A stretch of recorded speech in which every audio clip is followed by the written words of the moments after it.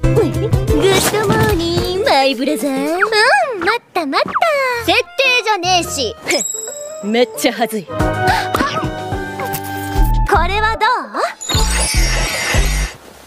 反応しちゃうから。死ね。やっはろー。いつもどうしても素直になれずに、自信なんてまるで持てずに、校舎の裏側一目を気にして歩いてた。おはよう。Cerita diawali dengan memperlihatkan seorang gadis bernama Kujo Alisa Mikhailovna yang menjadi primadona bagi Akademi Seiren. Gak lama kemudian, seorang NPC sok kegantengan datang dengan segudang usaha demi bisa mendapatkan hati waifu pertama gua di musim ini. Tanpa berbelas kasih sama sekali ataupun memberikan kesempatan, Alia langsung menolaknya bahkan menegurnya yang telah memakai aksesoris di luar keperluan sekolahan.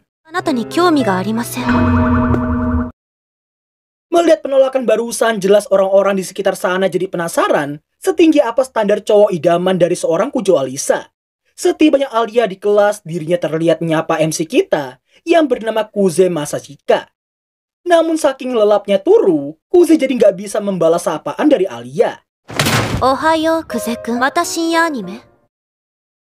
Iya, MC kita ini rupanya adalah seorang otaku yang rela bergadang, bahkan ngobrol selama 2 jam lebih sama teman sehobinya, hanya untuk membicarakan tentang anime yang baru aja mereka tonton.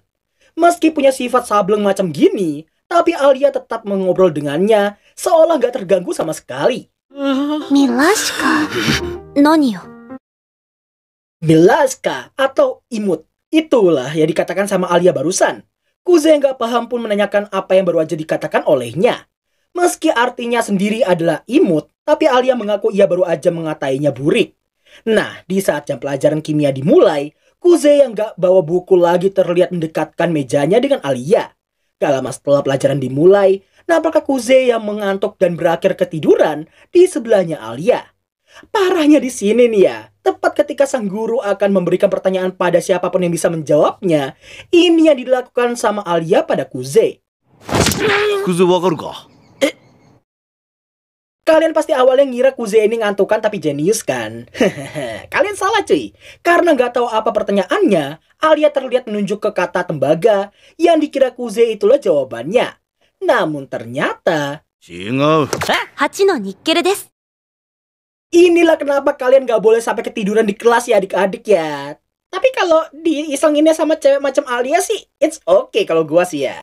Merasa dibohongin olehnya, Kuze terlihat mengomel, tapi setiap ucapannya mampu di-counter sama cewek Rusia yang satu ini. Melihat wajah Alia yang seolah meledeknya, Kuze semakin amuk-amukan, tapi langsung terhenti begitu Alia mengatakan Milashka untuk kedua kalinya. Disinilah kita akhirnya mengetahui bahwa Kuze sebenarnya bisa bahasa Rusia, sedangkan Alia hanya akan berucap bahasa Rusia saat ia menyembunyikan isi hatinya. Skill berbahasa Rusianya Kuze diawali sejak dia masih SD, di mana saat itu MC kita ini katanya memiliki teman masa kecil seorang gadis Rusia. Tapi ingat ya guys, ini nggak sesederhana "Oh, teman masa kecilnya itu pasti Alia kan bang?" No, ikutin aja dulu alurnya guys. Meski udah bertahun-tahun sejak Kuze belajar bahasa Rusia, tapi Kuze masih ingat semua kata-kata yang dipelajari olehnya. Sebenarnya bisa aja si Kuze ini ngasih tahu ke Alia bahwa dirinya bisa berbahasa Rusia. Namun sayangnya ia nggak tega melakukannya.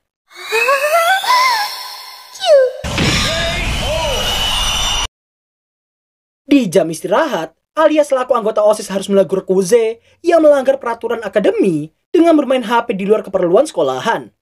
Kuze pun merasa ia sedang menghadapi keadaan yang sangat darurat.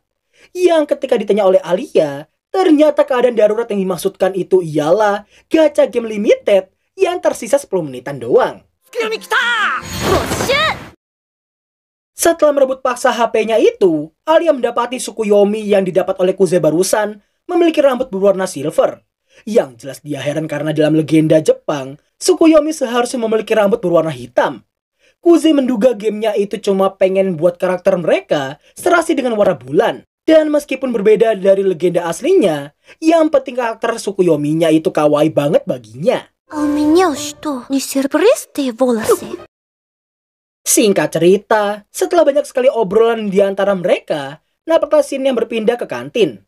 Kuze terlihat sedang bersama dua bestinya yang bernama Maruyama Takeshi dan Kiyomiya Hikaru.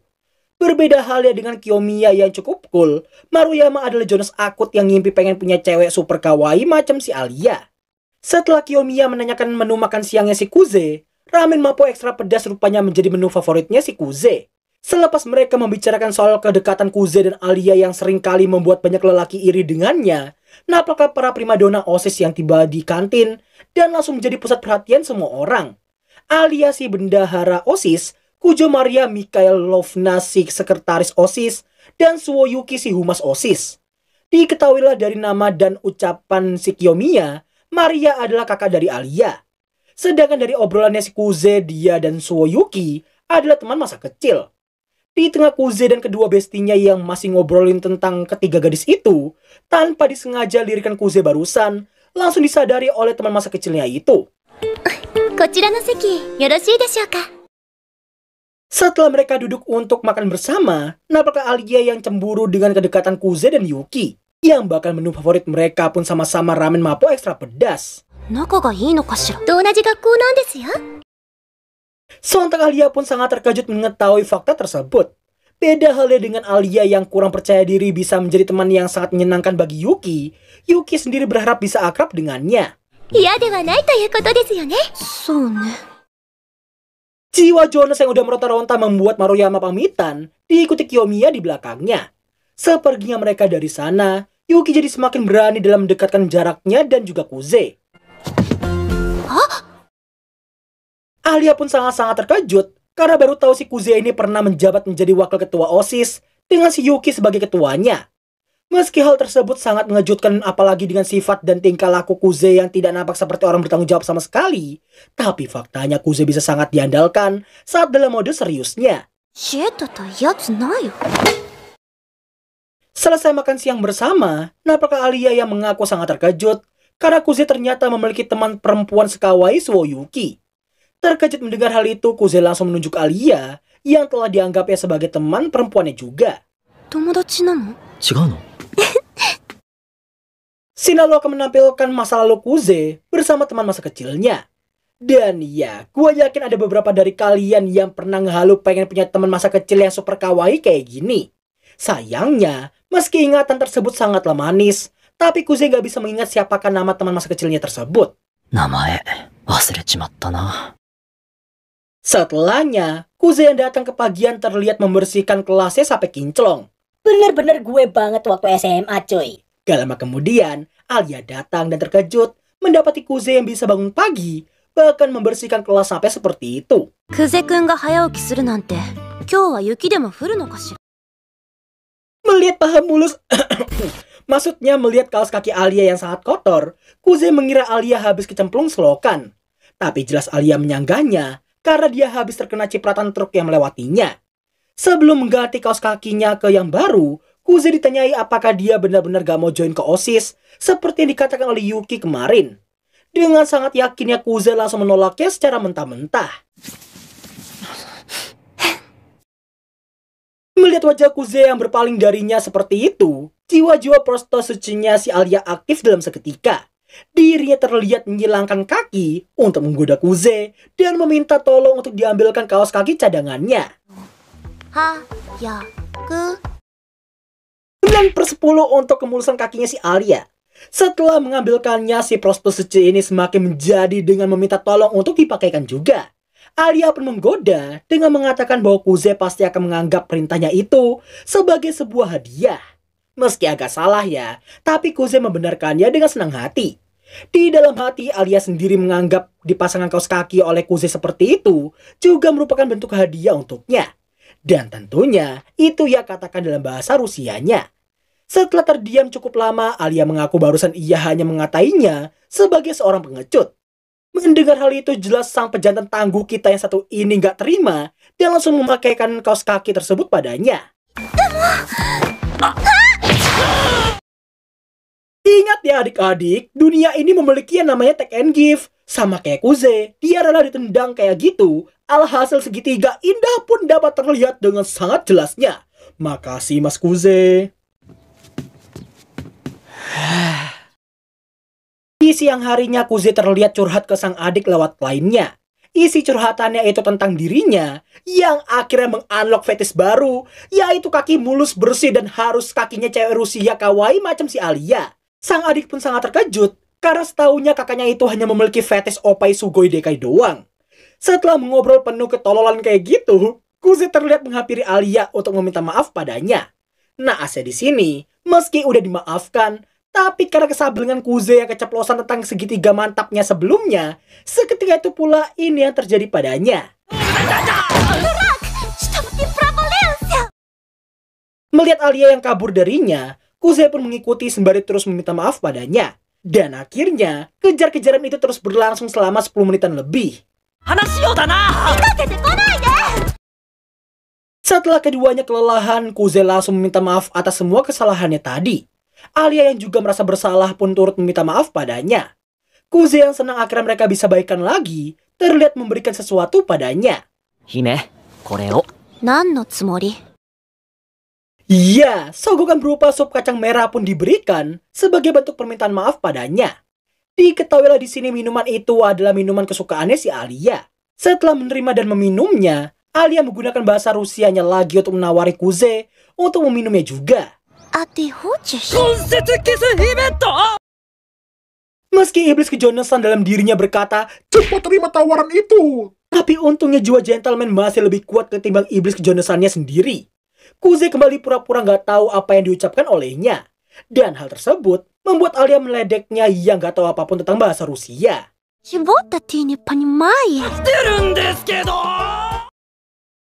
Scene berlanjut, menampilkan Kuze yang lagi menemui Yuki di ruang penyimpanan.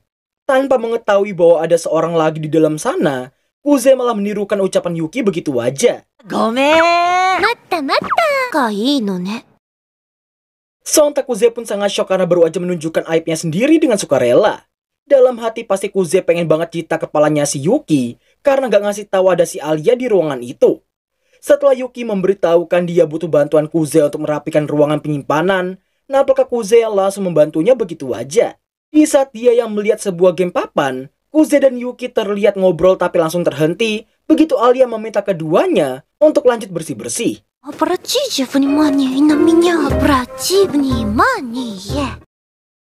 Meski masih bisa mempertahankan image seolah nggak tahu apapun tentang bahasa Rusia, namun ia merasa heran kenapa si Alia bisa nggak malu dengan spamming caper macam gitu. Di lain sisi, Alia yang ngiranya si Kuze masih nggak paham dengan bahasanya, membuatnya melanjutkan spamming capernya tersebut.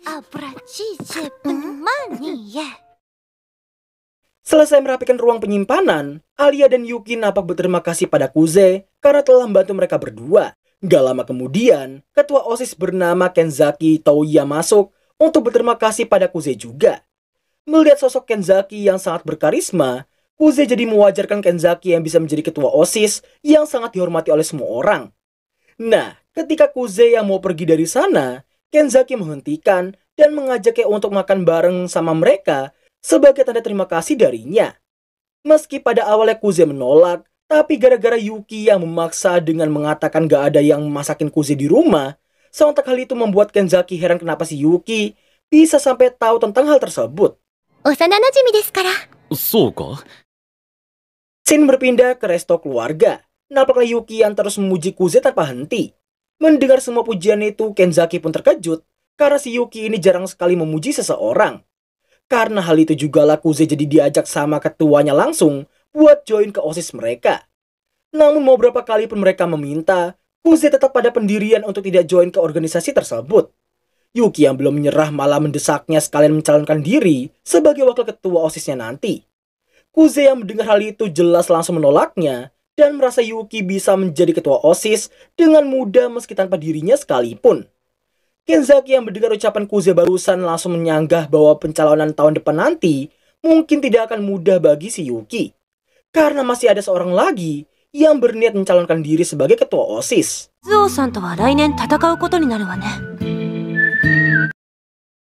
Di tengah ketegangan dua cewek super kawaii ini, untungnya pelayan resto datang membawakan orderan mereka.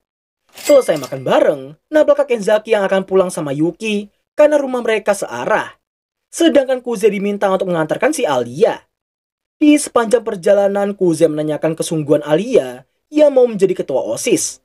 Dengan sangat yakinnya Alia mengaku memang begitulah yang dia inginkan. ここで大丈夫よ。ありがとう。 Setibanya di rumah, Kuze mendapati adiknya yang bukannya pulang ke rumah orang tua mereka, tapi dia malah mau nginep di apartemennya tanpa izin. Seorang gadis dengan siluet badan yang gak asing membuat kita semua bisa langsung mengetahui siapakah sosok tersebut. お前が言うな。設定じゃねえし。 Iya, sosok yang sangat berbeda 180 derajat ini gak lain adalah Suo Yuki versi originalnya.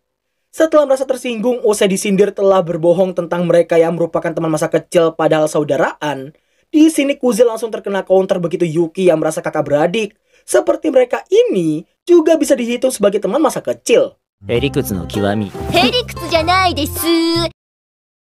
Di saat Yuki yang shock mengetahui heroin utama dari manganya itu akan berpacaran sama kakaknya sendiri, di sini kita akan melihat dua perbedaan pendapat, yakni si Kuze yang merasa jalan cerita manganya pasti akan membuat kedua karakter itu jadi bukan saudara kandung, sedangkan si Yuki malah sebaliknya.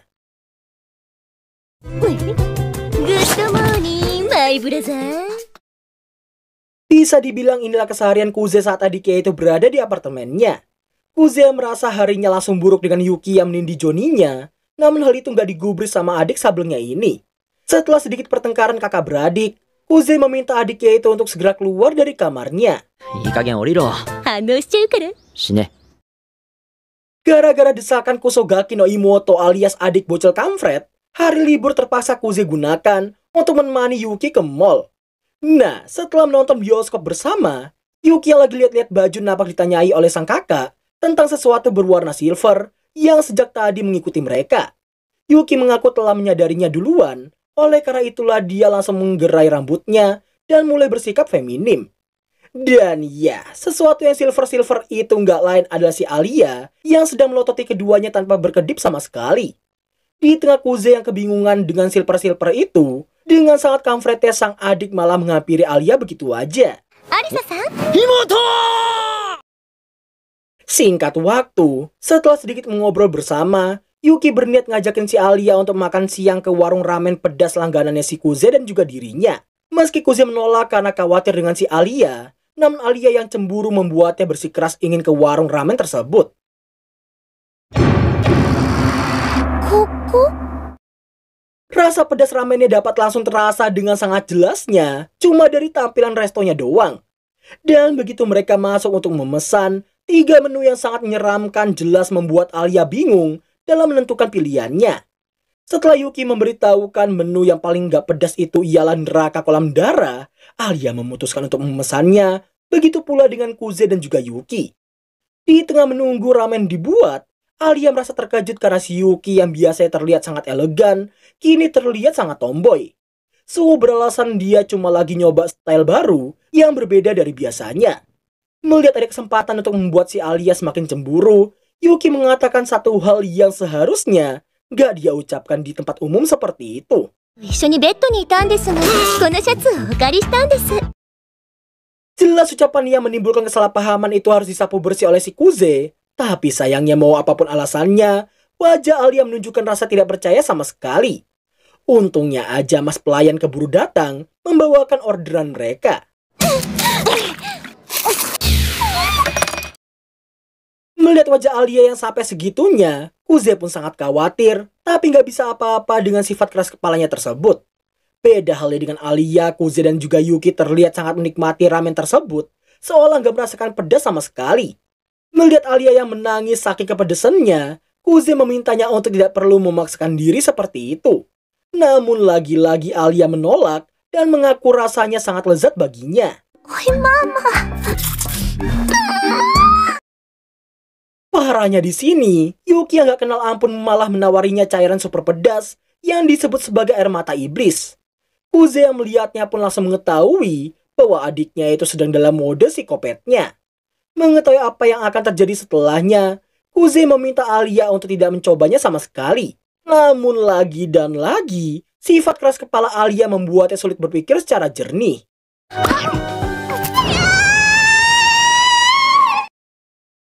Singkat cerita, setelah Yuki berpisah untuk belanja sendirian, nampaknya Kuze yang membelikan Alia sebuah es krim untuk mereda rasa pedasnya tadi. Bukannya ngomongin hal romantis atau sejenisnya, Kuze malah ngomongin soal Alia yang mau mencalonkan diri menjadi ketua OSIS. Setelah cukup banyak pembahasan tentang hal tersebut, diketahui Alia yang mengaku nggak butuh wakil ketua dan hanya membutuhkan wakil numpang nama saja biar bisa memenuhi syarat pencalonan di tahun depan.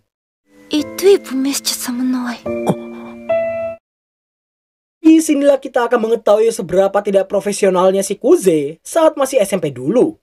Berdasarkan tampilan dan story aslinya, kemenangan Kuze dan Yuki membuat paslon lain menangis karena telah gagal di sana. Setelah mengingat hal tersebut, Alia ngajakin si Kuze buat menemaninya berbelanja. Setelah cukup lama mikir, Kuze yang ngiranya si Alia nggak punya teman sama sekali, hal itu membuatnya berniat menemaninya dengan senang hati. 友達だからな。なんだか釈然としないんだけど。 Setibanya mereka di mall, Alia masih heran kenapa si Kuze tadi bersikap sangat baik padanya. Karena topik sebelumnya itu tentang ketua OSIS, Alia jadi ngiranya si Kuze sedang menghiburnya karena merasa yakin dia gak bakal bisa menjadi ketua OSIS. Setelahnya, Alia berniat mencoba semua baju yang telah ia kumpulkan. Dirinya meminta si Kuze untuk memberi pendapat secara jujur.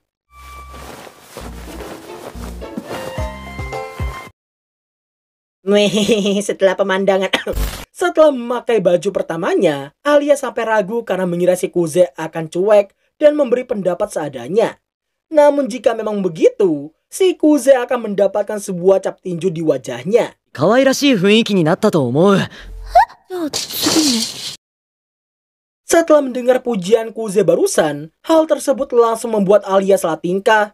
Begitu pula dengan si Kuze yang refleks langsung memujinya begitu aja. Gak lama kemudian Alia mencoba kembali normal dan merasa Kuze seperti udah terbiasa memuji seorang gadis. Nah, karena wajah Yuki terlintas di kepalanya, Alia berniat berpakaian tomboy sepertinya juga. そういうのも似合うと思うぞ。 Singkat waktu, setelah mencoba banyak baju yang membuat kalian semua ngehalu pengen punya teman cewek yang ngajakin kalian belanja berdua, nampaklah Alia yang baru sadar baju terakhirnya itu mungkin terlalu vulgar untuknya. Akan tetapi karena telah dibutakan dengan pujian penuh cinta dari Mas Kuze, dirinya langsung menampakkan diri begitu aja.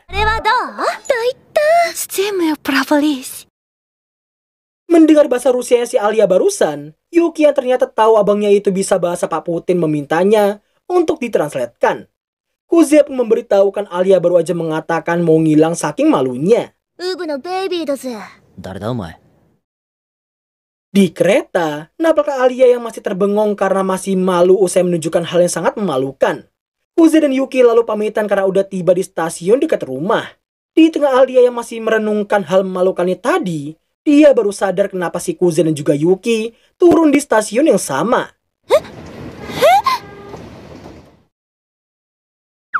Matta matta, matta matta, matta matta, matta matta.